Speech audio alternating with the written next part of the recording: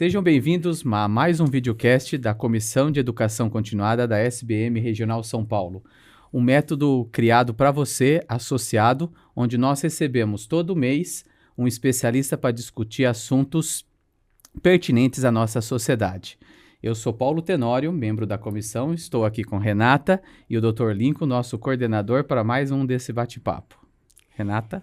Dando continuidade, então, ao nosso projeto, somos eu, Renata, o Paulo, Dr. Lincoln, representantes da Comissão de Educação Continuada, e vamos receber hoje a convidada, a doutora Lívia. Por favor, doutora Lívia, poderia se apresentar brevemente para nós?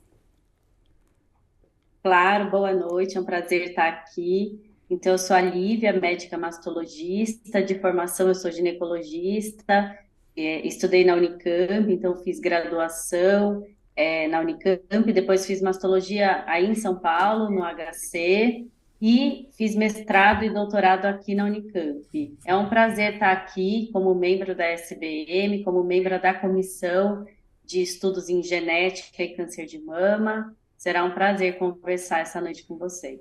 Obrigado, seja bem-vinda. Bem, como nas edições anteriores, a gente todo mês nós temos a reunião mensal da sociedade e esse mês foi sobre genética e câncer de mama.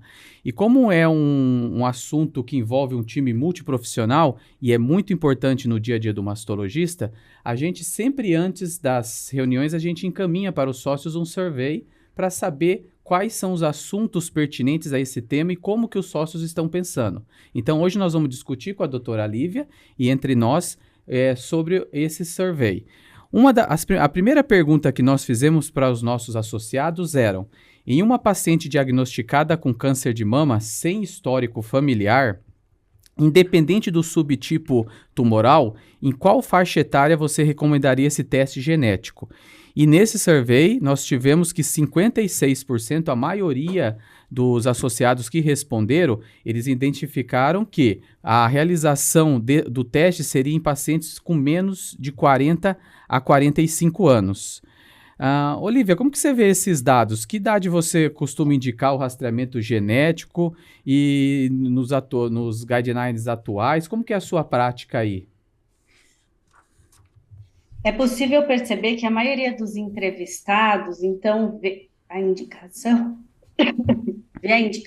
do teste genético como restrita a pacientes jovens ou muito jovens. Então, é possível perceber que essa tendência, quase 60% dos membros que responderam da sociedade pensam na indicação como pertinente a pacientes com menos de 40 a 45 anos.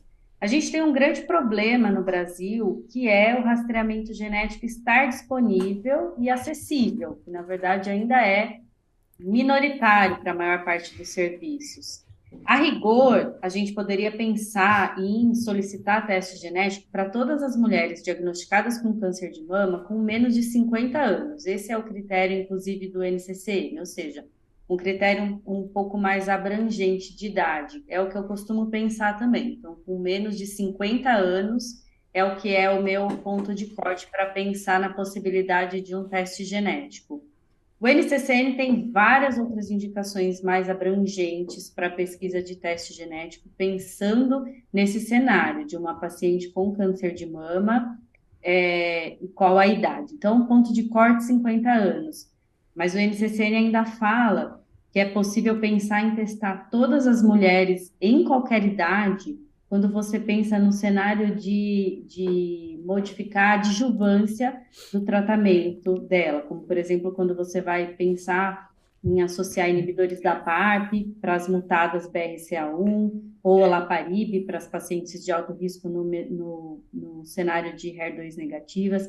NCCN 2023 indica pesquisa genética para todas as pacientes com câncer de mama triplo negativo, para pacientes com múltiplos tumores na mama, também é uma indicação, para pacientes com histórico de carcinoma lobular e histórico pessoal ou familiar de carcinoma gástrico difuso, todos os homens, NCCN indica testar, todos os judeus de etiologia askenazi. E aí tem alguns outros critérios para paciente com câncer de mama, ainda considerando histórico familiar.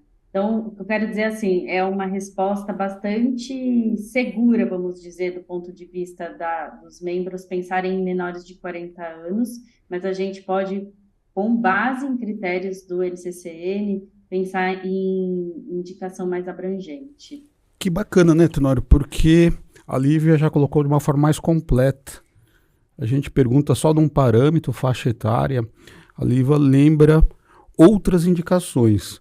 Lembrar que câncer gástrico e mama, alteração do variante patogênico é CDH1. E homem, a principal variante patogênica é BRCA2. Sim, sim. Essa questão da gente estabelecer uma idade é que praticamente anteriormente, quando começou-se a falar dos testes, a gente tinha esse conceito, né? Em paciente mais jovem, por quê? A única questão era orientar os familiares e saber se aquela paciente estaria daqueles 10 a 15% do tumor ser hereditário familiar. Mas hoje, como a Lívia falou, a gente tem até impacto em termos de tratamento, né? Agora, a grande questão é realmente o acesso, né, Lincoln? Nós aqui em São Paulo, em alguns hospitais, principalmente particulares, a gente tem um acesso fácil, uma população com poder aquisitivo adequado. O problema é saindo da cidade no interior, né? Como que é aí em Campinas, Lívia? Se vocês têm acesso fácil, muitos laboratórios que fazem esse exame ou não? Tem que encaminhar para São Paulo? Como que funciona aí? O acesso a paciente SUS dependente ainda é muito restrito. Então, a gente tem como protocolo de pesquisa pacientes que são encaminhadas para a Unicamp, que conseguem testar BRCA1 e BRCA2, mas como projeto de pesquisa. E a gente tem aqui um nicho específico, que é uma unidade do Hospital de Câncer de Barretos, é uma unidade de prevenção aqui em Campinas, a qual eu sou mastologista, e aí a gente consegue também, quando tem indicações até um pouco mais restritas do que essa que eu citei do NCCN, encaminhá-las para Barretos para testar BRCA1 e 2, ou com histórico familiar muito sugestivo de outra mutação, fazer um painel expandido. Mas, então, de modo geral, como o serviço SUS é muito, muito restrito, assim.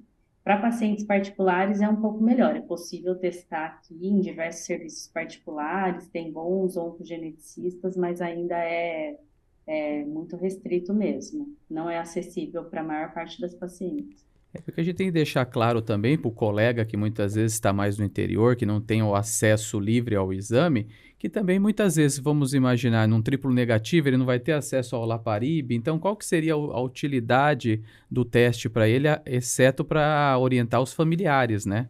Eu acho que é uma situação que a gente tem que pensar também. O que fazer com o teste, não só para orientar os familiares, mas se eu vou poder utilizar para o tratamento. Né? O que você acha, Lívia, Renata?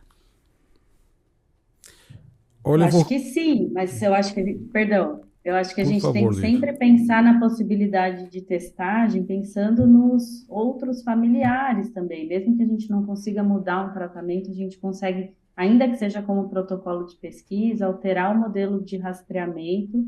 E se a gente detecta a mutação na paciente doente, mas esse aconselhamento para os familiares, eu acho que é fundamental.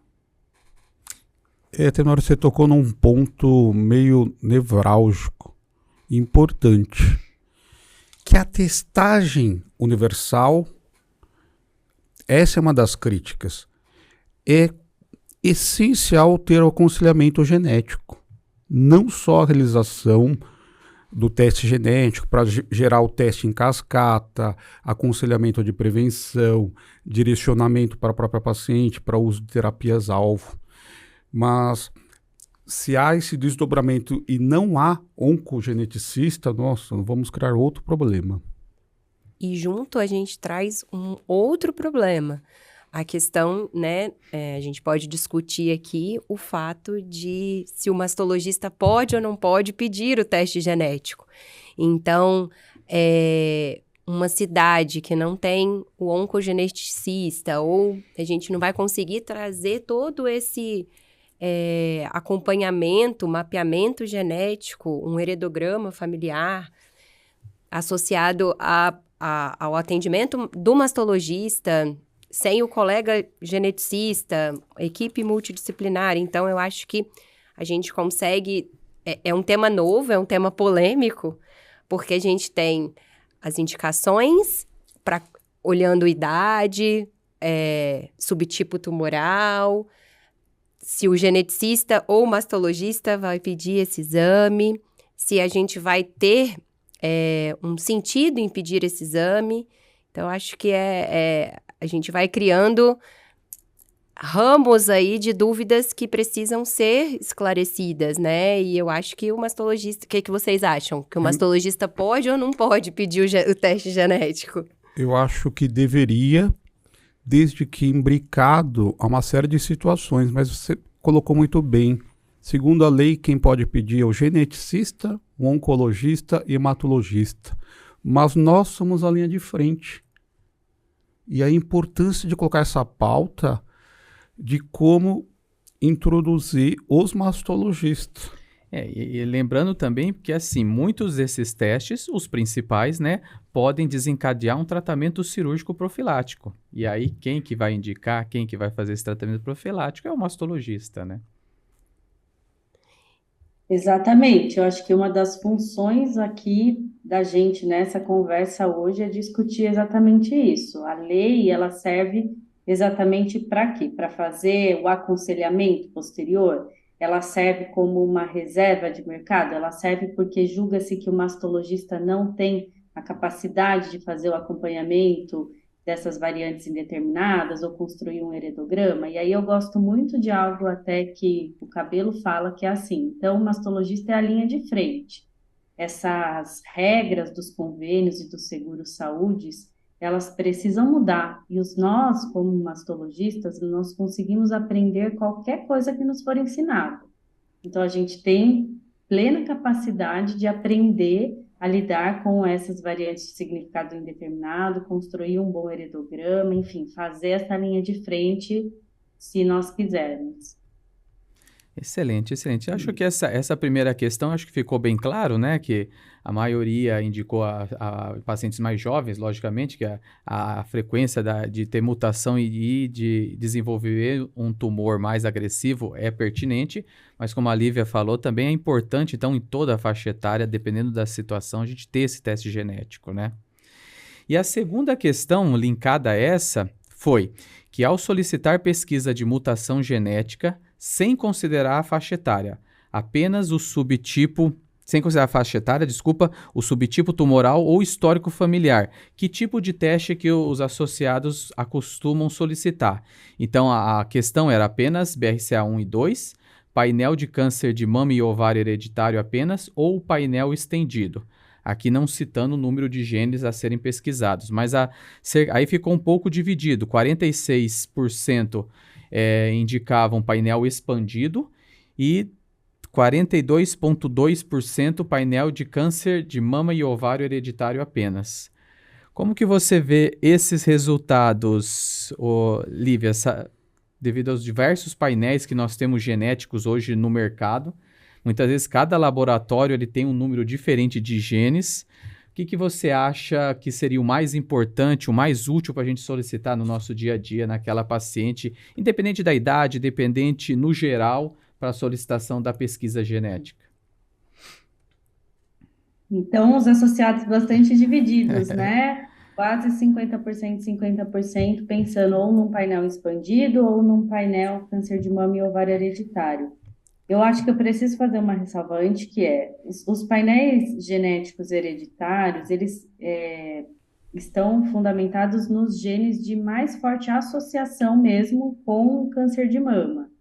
Eu acho bastante razoável se a gente pudesse ter, como se fosse uma triagem inicial, pensando em pesquisa, de um painel restrito a câncer de mama e ovário hereditário, e, por exemplo, BRCA1, BRCA2, e se esses negativos partissem para os outros. Mas pensando que isso não é uma realidade exatamente possível, em geral a gente pede um exame e não tem essa possibilidade de fazer uma espécie de gradação, então a gente precisa pensar em algumas coisas. Primeiro, a paciente que vai ser testada é sempre a paciente positiva, nunca um familiar antes da paciente com câncer de mama. Eu acho que esse pode até parecer meio simples, mas eu acho que é algo importante da gente falar aqui, já que é um videocast que é ouvido no Brasil inteiro, certo? E aí, segundo, se você tiver a possibilidade de fazer como se fosse essa escada, primeiro pedir um BRCA1, um BRCA2, e se esses testes forem negativos, partir para um outro, eu acho que essa é uma boa estratégia. Mas na impossibilidade de fazer isso, eu acabo pedindo no meu dia a dia e pensando, na verdade, de pedir um painel genético que abrange 10 dos genes que eu vou citar aqui como os de mais forte associação, que acaba sendo um NGS, um painel expandido, porque é a única chance dessa paciente testar. Sabe que eu concordo com isso. E a gente tem pelo menos 2 grandes trabalhos relativamente recentes, 2021, né, no New England. O que fala do consórcio de câncer de mama, ali a doutora Dorlan é a primeira autora, e o outro que é o grupo britânico. E basicamente eles falam entre 8 ou 9 genes. Um testou 34, outro testou 25. Talvez não é por acaso nada como o tempo, né, Tenório? O tempo, às vezes, e a concorrência, ela me diminui o custo e dá um custo-efetividade do teste. Sim. No NGS, às vezes, a gente consegue pôr um painel o mesmo custo. Obviamente, eu acho que a grande crítica é quanto mais a gente aumenta o número de variantes a serem avaliadas, maior o número de VUS. E qual é o significado disso na prática? Sim, exatamente. E assim, e se o colega, quem que está acompanhando essa paciente não tem um conhecimento disso, pode gerar condutas inadequadas para uma VUS, né? Então isso a gente tem que pensar muito bem. E nesses 8 genes, o importante é o seguinte, que são os genes que a gente tem mais estudos e evidências, né? E eu acredito que assim, também muito importante a gente tem sempre linkar com a histórico familiar daquela paciente. Se ela tiver um histórico de tumor gástrico, será que só o BRCA2 faz diferença? Só o BRCA1 e 2? O MSH? Então, eu acho que assim, sempre linkar também com o histórico familiar. Você sabe que eu estava lembrando do dado estatístico que você deu da segunda pergunta, e eu acho que ele bate com a literatura médica. 5 a 10% a gente fala que os cânceres de mama são hereditários. Outros 10 a 20% a gente fala que tem um histórico familiar. Que você faz um NGS de excelência e não encontra uma alteração. Não é que não existe, é o limite. Sim, exatamente. Da medicina em detecção do mesmo. Lívia, desculpa, nós interrompemos, né, Renata? Que a Lívia ia responder, pelo menos falar quais são pelo menos os 10 genes que ela acha, ou as variantes.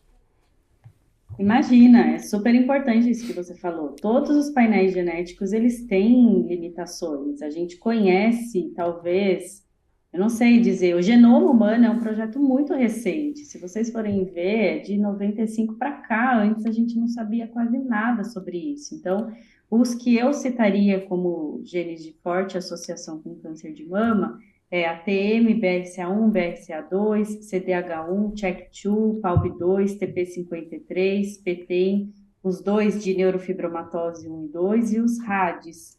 E isso, assim, um painel NGS em geral abrange esses, mas não significa que as pacientes que não têm uma mutação não tenham um aumento de risco para câncer de mama. Por isso que as ferramentas de cálculo de risco também são fundamentais quando você tem pacientes não mutadas. Isso não necessariamente vai mudar nossa conduta cirúrgica, a gente vai conversar sobre isso, mas elas mudam, assim, a forma como a gente acompanha essas pacientes, mesmo que elas não tenham uma mutação detectada. Bem lembrado, Lívia, porque as pacientes que têm um risco relativo maior que 20%, a gente precisa fazer uma vigilância de alto risco. E talvez o melhor exame é a ressonância, e entramos num outro ponto nevrálgico, né, não controverso, difícil. Sim. Do custo. Mas eu acho que a Lívia também confirmou, deu um alerta também nisso. A gente avaliar o risco em calculadoras ou pelo histórico, o risco daquela paciente e não apenas com o exame genético. O exame genético vai nos direcionar com maior respaldo em alguns tratamentos, na paciente oncológica, em tratamentos adjuvantes, mas também em termos de tratamento aí cirúrgico. Mas, assim, o histórico familiar, o histórico daquela paciente também deve ser muito levado em conta, né? Bem lembrado, Tenório, porque vamos falar só de 2, o BRCA1 é descrito mais de 3.000 a 4.000 mutações, que conferem riscos distintos. O BRCA2 de 2.000 a 3.000. E o até, histórico familiar. e até essa paciente que faz um teste hoje, nós temos que reavaliar após 2, 3 anos, porque nós temos novidades, né, Lívia?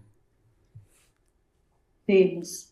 Temos muitas BUs, temos muitos mosaicismos, temos muitas hematopoieses clonais de significados indeterminados, e aí talvez o oncogeneticista precise estar junto com a gente para que isso possa ser interpretado e reinterpretado com acompanhamento.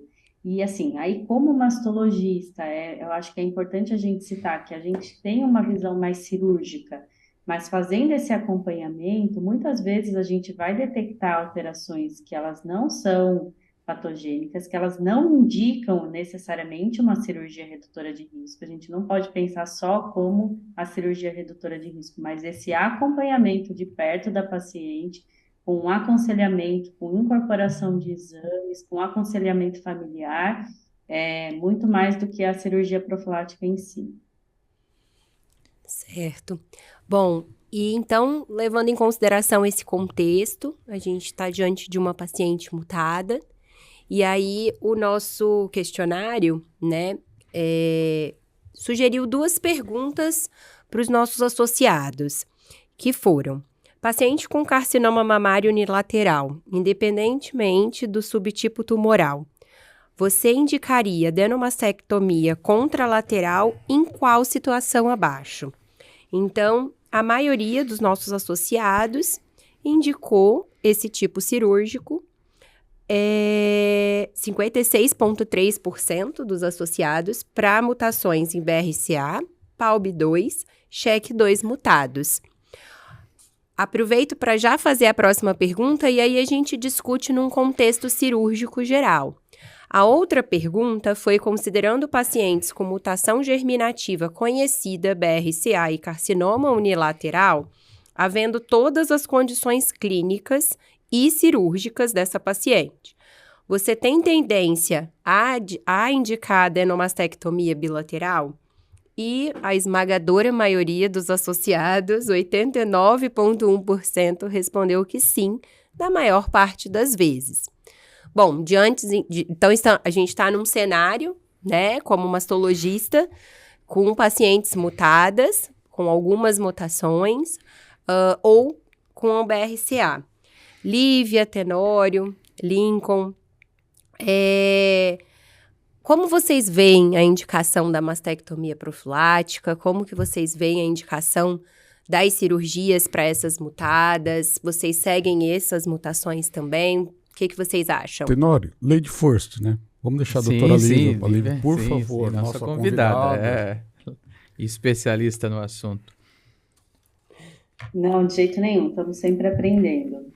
O NCCN só indica mastectomia profilática contralateral em mutadas BRCA1 e 2. Eu fui até rever isso para ter certeza dessa informação, porque como a maioria dos associados respondeu aí que também indica para PALB2 e CHEK2, eu fui até rever, mas não existe um consenso para isso. Consenso para a cirurgia redutora de risco é BRCA1 e 2.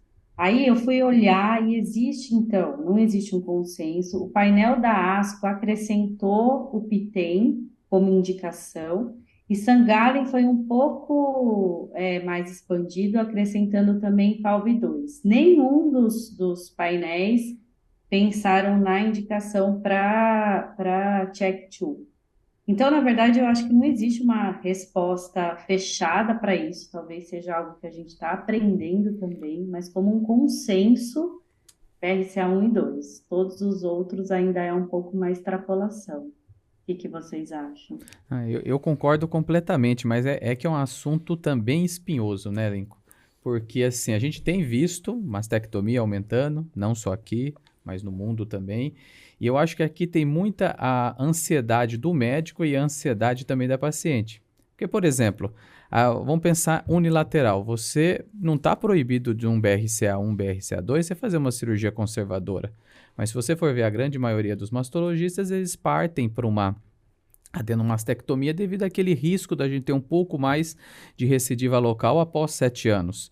E a contralateral, a gente não sabe, não tem dados fortes que altera a sobrevida geral, né? Sobrevida global. Então, isso que é uma coisa, acho que a gente tem que pensar sempre. Nós estamos pensando numa paciente, nós estamos fazendo um tratamento, a cirurgia e um tratamento adjuvante. Nós estamos melhorando a sobrevida global dessa paciente? Excelente observação, hein, Tenório? Quanto ao desfecho clínico importantíssimo, que é a sobrevida global. Você colocou basicamente 2 subtemáticas e outras observações. Você sabe que no caso do BRCA, variantes patogênicas com BRCA seja 1 ou 2, às vezes a discussão pode ficar mais complexa. Quem de nós não temos segunda, terceira opinião? A paciente já foi operada e faz o teste genético depois. Eu acho que são tomadas de decisões compartilhadas, né, Tenório? Porque Sim. Que às vezes o paciente não quer, ela entende, a gente explica, olha, você é jovem, está em um estágio inicial, eu quero acompanhar. E você comenta de outros desfechos, olha, sobrevida global, os dados mostram que são semelhantes, desde que tratada de forma adequada, metástase à distância, sobrevida livre de doença. O que os dados mostram é que aumenta uma recorrência local após 7, 8 anos ou um período maior, principalmente para essas 2 variantes. Exatamente. E a gente tem que colocar na balança o seguinte, fora da mutação, mas a gente tem estudos que mostram que a satisfação da paciente numa cirurgia conservadora é maior com a mastectomia. Isso não tem como a gente discutir. Só que assim, por outro lado, não é confortável você ter uma paciente muitas vezes mutada, você não indica uma adenomastectomia e ela tem uma recidiva depois, ela voltando no seu consultório depois de uma recidiva. Isso é uma coisa bem complexa, né, no dia a dia. Muito, muito complexa, e é por isso que eu acho que decisões compartilhadas têm que ser, inclusive, com uma equipe multidisciplinar. Aí eu não lembro do senhor ter falado isso. Nossa, aí você fala o nome do oncologista. Não, mas ele falou sim. E aí começa. Obviamente, são situações de muito estresse, viés de percepção, tanto por parte da paciente quanto por parte da equipe médica, ocorre. Tenório, você comentou do risco de contralateralidade, queria citar 2 estudos. Um foi apresentado na última San Antônio, pelo Siddhartha Yadav, do grupo da Clínica Mayo, que ele pega o Care Study, analisa 15.104 pacientes, e analisa 5 variantes. A ATM não teve risco, CHEK2 teve 8% de risco em 10 anos, 2 vezes mais. PALB2 também tinha dado 8, mas se era RE negativo, lembrar que PALB2 tem uma tendência a ser triplo negativo, aumentava para 20%. E BRCA1 e BRCA2 também aumentava, como a gente já sabe. E que existia uma variabilidade conforme o status, se a paciente era pré-menopausada ou pós-menopausada. Aí entra um outro tópico, quando a paciente é muito jovem, precisamos, principalmente para 3 variantes, BRCA1, BRCA2, TP53, existe um risco de contralateralidade muito alto. Desculpa, estou falando pacientes muito jovens, abaixo de 35 anos. Sim. E o TP53 você pegou também num assunto importante, porque assim, é um gene importante que tem relação com vários tumores, e aí a grande questão da discussão em relação à sobrevida.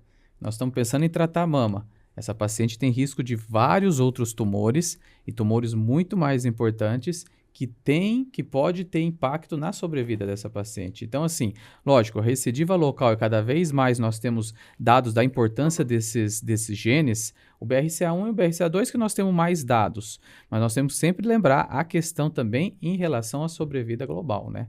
Nós, como médicos, como cientistas. Agora, lógico, aquela paciente individualizada na sua frente, no seu consultório, uma paciente jovem, que muitas vezes tem um risco dela ter um segundo primário, eu acho que isso tem um impacto muito grande para o médico, para ela, não pensando em sobrevida muitas vezes, mas também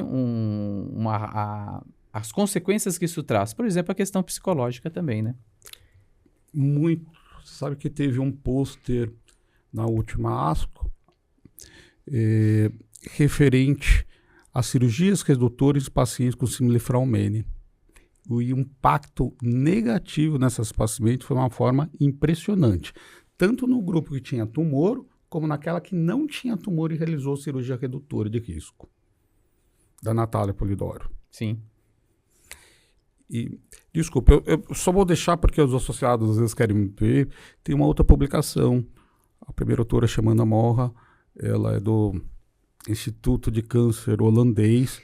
Eles avaliaram, desse ano, 2023, American Journal of Human Genetics, eles avaliaram 34 mil pacientes e viram um risco de contralateralidade, BRCA1, BRCA2, CHEK2, principalmente a variante 1100-DLC, PALB2 e TP53, de uma forma, um hazard rate importante para todos esses 5 em análise univariada. Eu acho que nós falamos aqui foi exatamente esses, acho que são os principais genes, né? Sim. BRCA1, BRCA2, o PALB, o P53, CHEK2, né? ATM não, que não mostrou. Não. Eu acho que esses devem ser os principais que, se for para o mastologista decorar e tá na mente, são esses para pensar aí na questão cirúrgica, né? E a gente pensaria também em considerar o fator idade? Na decisão, na tomada de decisão, porque o senhor falou, né, das pacientes pré-menopausadas, pós-menopausadas, e me veio a ideia de que, o que vocês acham sobre levar ou não em consideração a idade na tomada de decisão cirúrgica para essa paciente? O que você acha, Lívia? Uma paciente Vocês tocaram em pontos super espinhosos, na verdade, porque ainda que a gente tenha dados de não alteração da sobrevida global, o que significa para uma paciente uma recidiva na mama contralateral, isso é bastante complicado quando você está seguindo essa paciente, porque ainda que você não tenha impacto em sobrevida global, e muitas vezes você não tem a recidiva, até na mama operada e na mama contralateral, para ela é 100% quando isso acontece. Não venha com dados estatísticos nesse momento, porque é super difícil. Por isso até que a gente não tem uma conduta universal em relação a todos os genes, e o consenso fala mesmo BRCA1 e 2, mas a gente está aberto a discutir os outros. Com relação à idade, eu acho que é um fator que a gente tem que considerar, porque teoricamente ela tem mais tempo, vamos dizer assim, para ter um novo câncer na mama contralateral. Mas pensando em tumores mais agressivos também, de modo geral, em pacientes mais jovens. Então, eu acho que fica na cabeça que pacientes mais jovens, a gente tem sim uma tendência a querer indicar procedimentos cirúrgicos de modo mais fácil na mama contralateral. Mas, de modo geral, o que eu tenho em mente muito mais é a expectativa de vida, que tem a ver com o estadiamento em que esse tumor também é diagnosticado. Então, se o estadiamento inicial promove uma expectativa de vida superior a 7 anos e a paciente é mutada, eu tenho muito mais tendência em pensar em indicar mastectomia contralateral do que a idade puramente, se é uma paciente com um tumor tão agressivo que talvez essa expectativa de vida não se mostre superior, igual ou maior que 7 anos. O que vocês pensam disso? Renata, eu achei muito importante você colocar essa magnitude, a idade, que ela pode ser lida nos trabalhos, nos dados, de várias formas. Eu responderia te perguntando, Lívia, você tem um valor de corte para realizar pacientes que têm BRCA1 ou BRCA2, cirurgias redutoras de risco? Não tem um valor de corte. De modo geral, eu tento pensar nisso na questão da expectativa de vida. Em geral, as pacientes mais jovens, a gente tem uma expectativa de vida mais alta também, mas a gente pode ter uma senhora aí com seus 65 até 70 anos que tem uma expectativa de vida superior a 7 anos. Para essa senhora com 70 anos, mas com uma qualidade de vida que faz atividade física, que mantém o peso adequado, que não agrega outros fatores de risco e que, pensando num Ken Risk baixo, Eu acho que essa paciente é discutível, acho que daí vale a pena num grupo multidisciplinar, muitas vezes você discutir sim a questão de uma mastectomia contralateral, se é uma paciente mutada, mas com uma expectativa de vida alta, ainda que a idade dela não seja o que a gente pensa de modo geral, o mágico 40 anos. Olha, eu acho que isso é importante, expectativa de vida. Se você for pegar os dados do IBGE 2022 agora, que eu levantei para uma aula agora para o nosso congresso, e hoje, a mulher hoje no Brasil, a expectativa de vida dela, nascendo hoje, a expectativa de vida é 78 anos. Se essa paciente chegar aos 80 anos, ela tem expectativa de vida de até 10 anos. Exato, Então, ela já assim, passou por um funil. Exatamente. Agora, será que também essa paciente, assim, aos 80 anos de como ela tá, ela apresentando um tumor e ela tendo uma mutação conhecida, a gente deveria indicar uma cirurgia dessa? É bem questionável, né? Mas, assim, lembrando que hoje a expectativa numa mulher de 80 anos, ela tem 10 anos de expectativa. Na verdade, Nora e Liv e Renata, essa pergunta foi um pouco provocativa, mas só para lembrar que um parâmetro sozinho, ele não é construído dessa forma. Como a Lívia lembrou bem, é característica de um tumor inicial, uma paciente fit, com boas condições clínicas, e o entendimento da outra parte. Exatamente, eu acho que você agora fechou essa discussão num ponto muito importante que nós começamos desde o início hoje do videocast. Não é basicamente a gente ter um teste e ter uma mutação.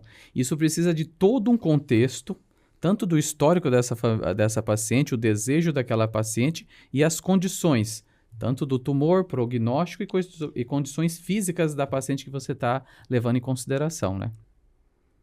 Acho que corrobora com tudo que a gente vem falando. A equipe tem que ser multidisciplinar, né? Não tratar esse tipo de paciente sozinha.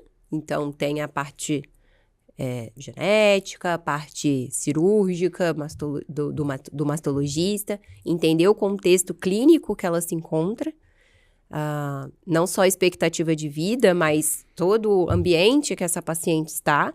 Às vezes ela é provedora do lar, então a gente tem que pensar também não só em pacientes, a gente, né, abrange o videocast para o Brasil todo, então tem populações mais carentes, em que uma cirurgia de grande porte, de repente, vai fazer com que essa paciente tenha que ficar afastada do trabalho durante muito tempo e ela não pode.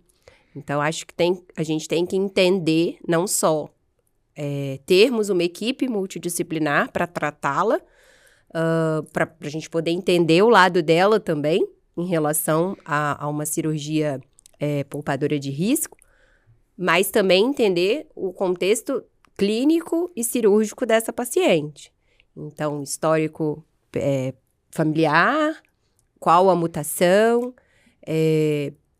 status performance, né? E não levar somente em consideração a idade, o número, mas o contexto que essa paciente se encontra. Acho que...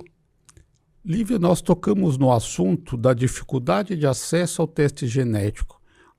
Você pertence a uma instituição e na sua clínica privada, você indica cirurgias redutoras de risco em pacientes que não têm acesso, mas têm um forte histórico familiar?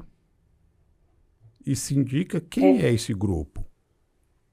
É sempre difícil isso. Então, a minha resposta, de modo geral, é não, porque existem várias complicações associadas a mastectomias, adenomastectomias bilaterais, mesmo em pacientes mutadas, desde resultados insatisfatórios até discussão de sobrevida. Então, a resposta padrão é, de modo geral, não, tá bom? De modo geral, eu discuto com essa paciente fazer um acompanhamento mais de perto, colocar ressonância nesse acompanhamento, mesmo que ela tenha um aumento de risco por uma calculadora como Tyrer ou Kenrisk, eu tento conversar sobre essa questão do acompanhamento de perto, ressonância associada, mudança de hábitos de vida. Então, eu discuto com ela sobre a questão de obesidade, atividade física, uso de terapia de reposição hormonal, enfim.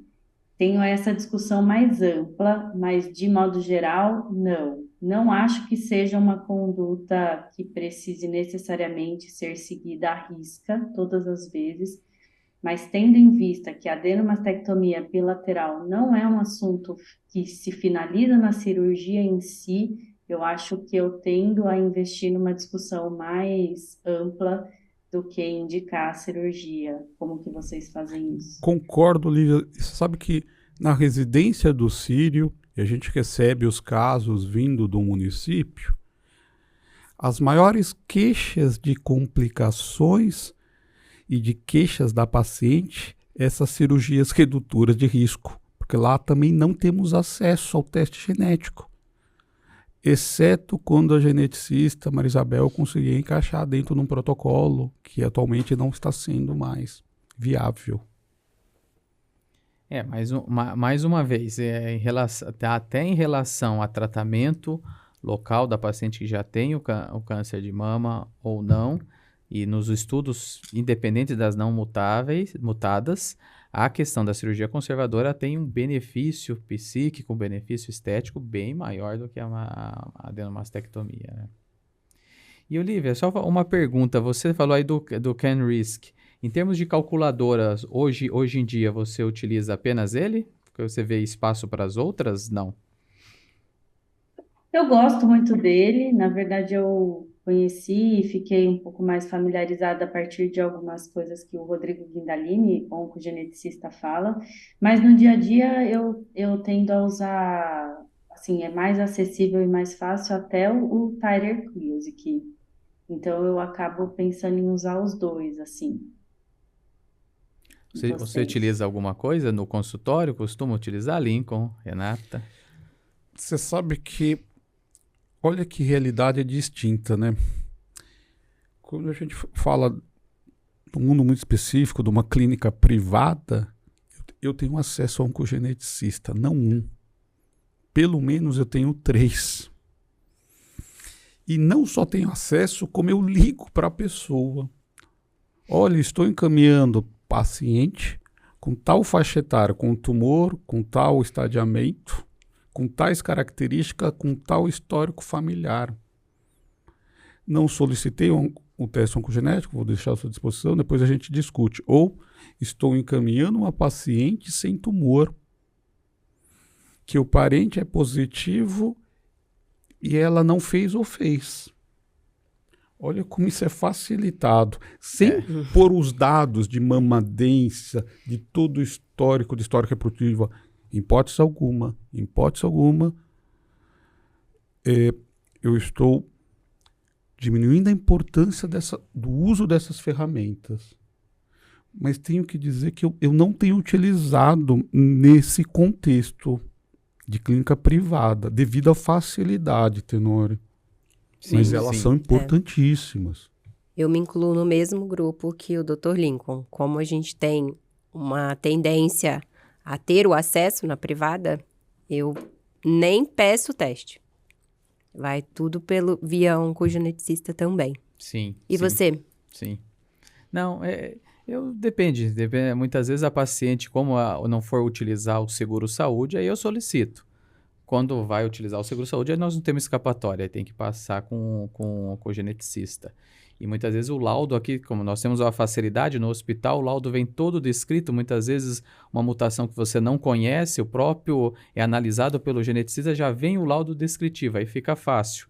Mas eu acho assim, eu perguntei para a Lívia tudo, porque assim, o CanRisk eu acho muito interessante, uma ferramenta útil. O colega mastologista que está a quilômetros de distância daqui e não tem um centro, uma faculdade, um serviço que ele tem esse respaldo, nem do teste e nem do oncogeneticista. E aí ele está com a paciente lá, ele precisa decidir, e aí o CanRisk pode, entre aspas, substituir toda essa facilidade que nós temos aqui em São Paulo, né? Com certeza. Sim, sim. Porque é uma calculadora muito completa, você tem muitos dados. Tanto que vários estudos e trabalhos são baseados comparativamente. Sim, sim. Às vezes, quando você não tem a população comparativa, é feito um dado inicial e é feito o teste. E do grupo. E é uma calculadora que você tem online de fácil acesso, acesso livre, né? Sim, importantíssimo essa pontuação.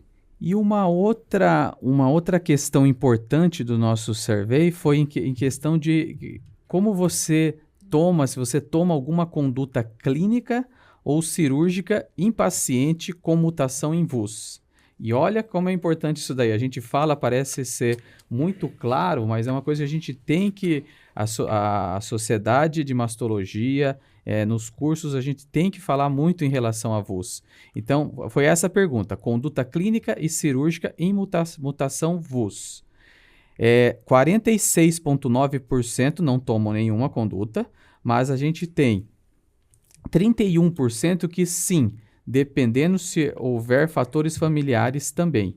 Então, assim, a gente tem que lembrar que a VUS não tem um significado hoje, né, nos estudos atuais. As VUS não têm um significado clínico que a gente deve levar em consideração, mas sempre pesquisar fatores familiares ou pessoais daquela paciente. Então, não é simplesmente você tem uma paciente com um forte histórico familiar, você faz um teste genético, não tem nada ou tem uma VUS, você despreza ela. Não é essa a questão. Né, Lívia? O que você acha em relação a isso? Eu fico um pouco preocupada porque eu acho que a conduta na VUS não pode ser de jeito nenhum tudo ou nada. Ter uma VUS, em tese, não é para mudar a conduta cirúrgica do mastologista. Então, a regra geral é, diante de uma VUS, você não indica uma adenomastectomia bilateral. Essa é a regra, mas não significa que não vai mudar a tua conduta em relação ao segmento desse paciente, em relação à incorporação da ressonância, quando possível e disponível, no rastreamento desse paciente. Você vai fazer mudanças e alterações nas suas orientações de hábitos de vida. Então, a VUS, diante de um K-risk alto, de um titer alto, ela pode e deve ser utilizada como uma medida de aconselhamento, mas não inicialmente, pelo menos na minha visão, como uma medida de mudança de conduta cirúrgica.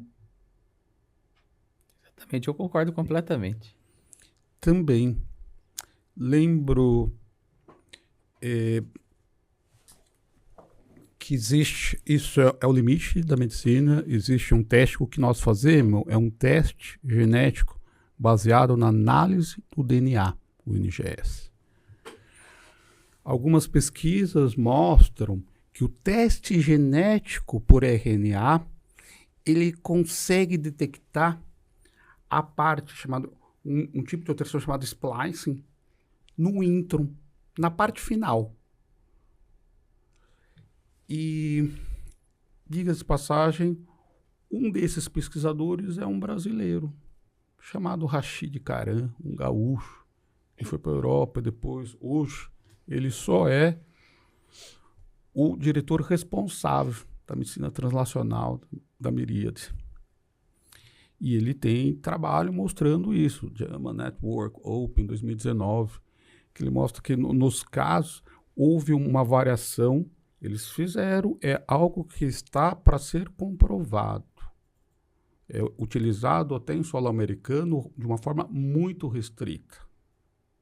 Mas alguns defendem isso, inclusive em contra, porque ele fala que, olha, 1 em cada 43 modificou a conduta. Na minha pesquisa, apesar de uma amostragem baixa, em 88% eu consegui definir melhor. 47% era patogênico, 41% deixou de ser VUS e ficou benigno. Mas isso é um outro questionamento. Sim, sim. O outro teste que a gente aguarda e a gente teremos dificuldades em nosso país é o score de risco poligênico, né, Tenor? Essa é a grande discussão, se vai... A nossa população é muito heterogênea, né? Muitíssima. Então, utilizar esses testes, esses dados para nós vai ser bem complexo e complicado, eu acredito. Eu, inclusive, afirmo que o score de risco poligênico, que tem uma variação interessante e importante, porque a curva ela se torna mais achatada nos que têm as variantes de moderada penetração penetrância e os de baixa penetrância.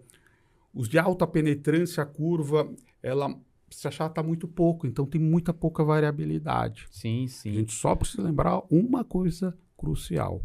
PRS, score de risco poligênico, precisa de validade populacional. Esses Exatamente. testes foram validados em solo americano e europeu, mais de 100 mil pacientes. Eu tenho que fazer uma ressalva que foi apresentado um pôster de um grupo brasileiro na última ASCO. Inclusive que eles fazem o levantamento, esse grupo privado, de 10 mil testes. E eles afirmam, e aí que nós vamos discutir ou não, eles afirmam que isso seria uma validação do PRS. Puta, Obviamente não é. Obviamente é uma população muito específica. Quem tem acesso ao teste genético. Isso não representa a população brasileira, né, Tononi? e a gente tem a diferença, né, em relação norte, nordeste, aqui no sul. Você pode ver a própria prevalência do TP53. Então, assim, não é tão simples em termos de Brasil, no geral, e em regiões diferentes da nossa população. Então, é muito complexo, eu acredito.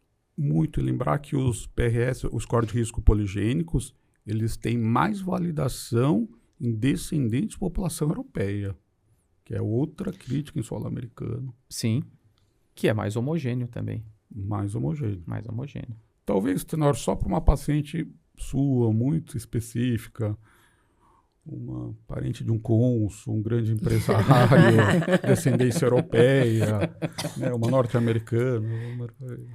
Mas o importante é que, assim, hoje, para deixar claro para os nossos associados que estão nos ouvindo, não é uma realidade para o Brasil ainda, para a nossa população. Não é.